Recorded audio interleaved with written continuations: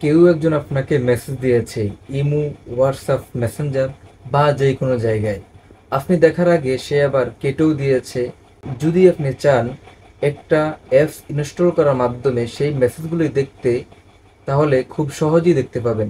কিভাবে সম্ভব, চলুন দেখে আসি। শুরুতে আপনি চলে আসবেন আপনার ফোনে থাকা গুগল প্লে স্টোরে। গুগল প্লে স্টোরে আপনি আসার পর নিচে দেখতে পারবেন সার্চ আইকন। সার্চ আইকনে আপনি ক্লিক করবেন। ক্লিক করার পরে উপরে সার্চ করবেন আনসিন। আনসিন সার্চ করবেন।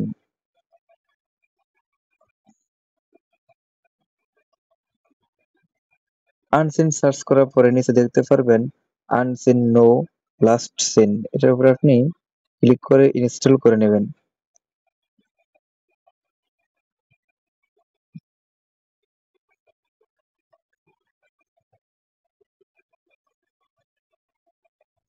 আমার ইনস্টল হয়ে গেছে। ইনস্টল হওয়ার পরে আপনি ওপেনে ক্লিক করবেন।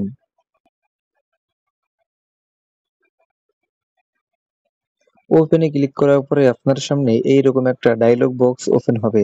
নিচে দেখতে পারবেন নেক্সটে আপনি ক্লিক করবেন। নেক্সটে ক্লিক করার পরে আবারও নেক্সটে ক্লিক করবেন। আবারও নেক্সটে ক্লিক করবেন। নেক্সটে ক্লিক করার পরে আপনি এখান থেকে সমস্ত অ্যাপস গুলির আপনি মেসেজ দেখতে চাচ্ছেন, ওই অ্যাপস গুলি আপনি এখান থেকে টিক চিহ্ন তুলে দিবেন।